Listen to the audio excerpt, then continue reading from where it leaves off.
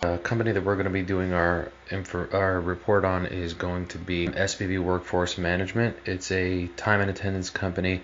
It's a software company that does time and attendance nursing homes across the United States. It's a small business, so there aren't that many employees that are part of the company. It's not a bigger size business like Coca-Cola or Apple, but they still have a pretty good bang for their buck.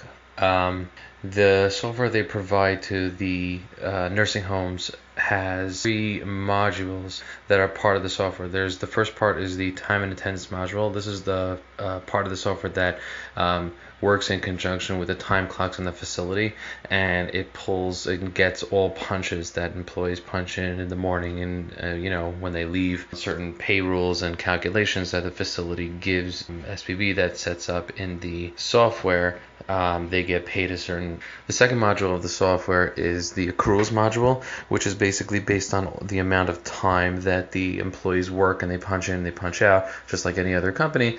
Certain rules say, after a certain amount of time, you can get X amount of PTO hours or vacation hours or anything like that. So that's the accruals module, which keeps track of all the accrued hours by working employees. And the final module is the scheduling module, which basically allows you to schedule your employees, be able to see where your needs are and where your overages are on any given day based on a specific budget that the facility provides. All three modules are optional. You don't have to get one. Generally, the most common one that was given is the time and attendance module. The accruals module and scheduling module are more secondary, not necessarily do all facilities use all three modules. Now, the company work structure is small because SPV is a small business company. So basically, there's the owner and creator of the software, and below him there's an office manager. Now, the office manager is involved of overseeing all the activities that happen on a day-to-day basis in the office, and the employees, there are 4 employees underneath, and they do the bulk of the configuration and day-to-day support in the software.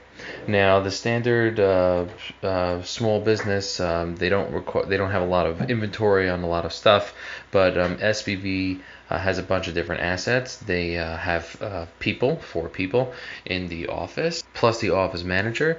Now, some of the threats that are involved with these employees is that if anyone should ever, God forbid, die or get injured, or maybe get fired, and because of a not a good reason, that can cause the company to lose valuable assets.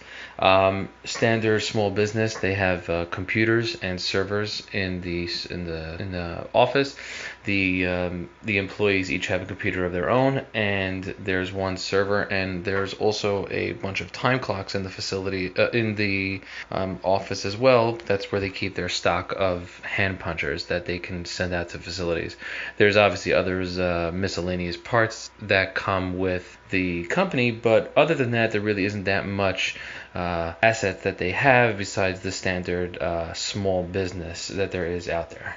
Depending on what can happen at the facility, the headquarters of SPV, whether it's a small issue or a big one, maybe like a fire, God forbid, or a flooding, or a computer crime, cyber crime, something like that, it would affect the business, but not in a major way where they wouldn't be able to continue doing their things. They do have backups of all their data. They do have backup computers in case anything should ever go wrong. And because most of the occasion, the actual program is stored on the local server of the facilities, there really isn't that much that needs to be done to be able to get back up and running. All they need is just computers that are connected to the internet, and they can continue servicing their clients like they normally would. Gap analysis. The gap analysis is the method used to assess the business to ensure all requirements for information security are being met.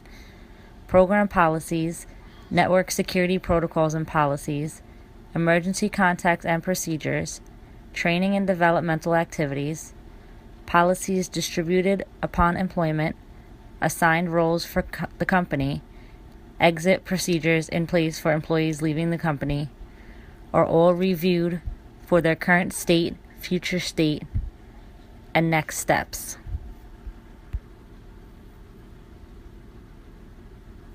Security policies recommendations. Small businesses, much like SBV, end up affected by larger attacks more frequently, such as mass worm outbreaks or efforts to harvest credit card numbers. Security is becoming tighter than ever at larger companies, which makes small business networks look increasingly tempting to attackers.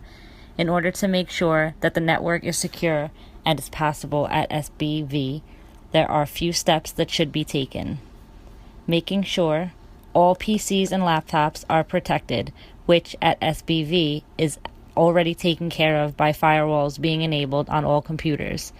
Protecting your data, SBV takes care of this also by having regularly scheduled backups at 2 separate locations, both local and cloud-based. Also, internet safety. Making sure employees know what to look for and who to report suspicious activity to can help prevent attacks. Access control.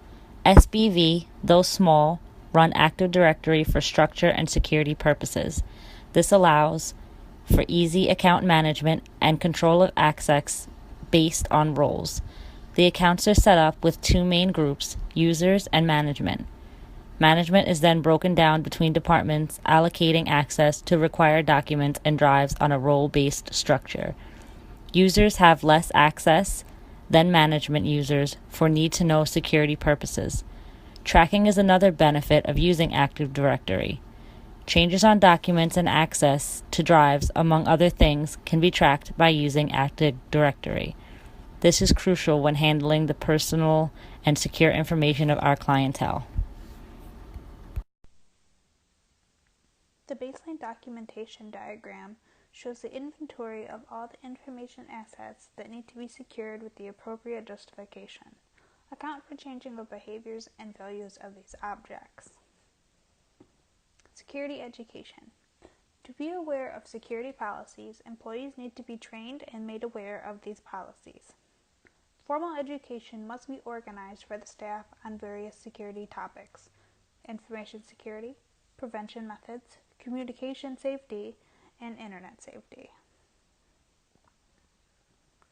Continuity strategies.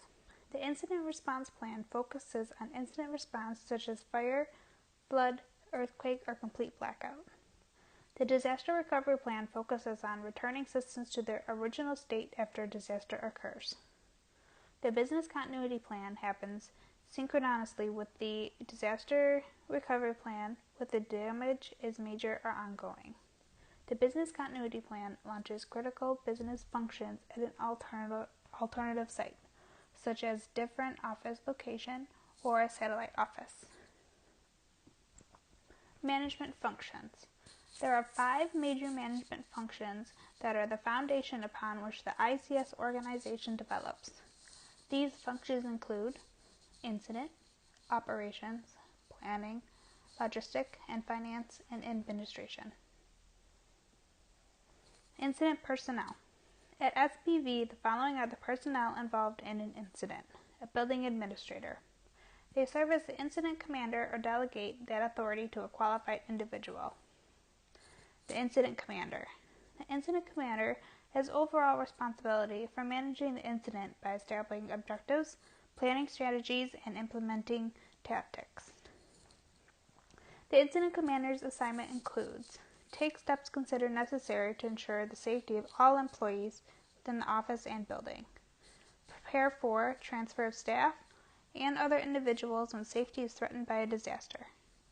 Work with emergency services personnel. Keep the staff and officials informed of the situation. In the case of SBV, the office manager would take on this position. Office staff responsibilities include: answer phones and assist in receiving and providing consistent information to callers. Provide for the safety of essential company records and documents. Provide assistance to SBV's owner or administrative staff. assist with health incidents as needed, acting as messengers, etc. And finally, maintenance personnel responsibilities include survey and report building damage to incident commander, control main shutoff valves for gas, water, and electricity, ensure that no hazard results from broken or downed lines, provide damage control as needed, assist in the conservation, use, and distribution of supplies and equipment, and keep the incident commander or designee informed of the building.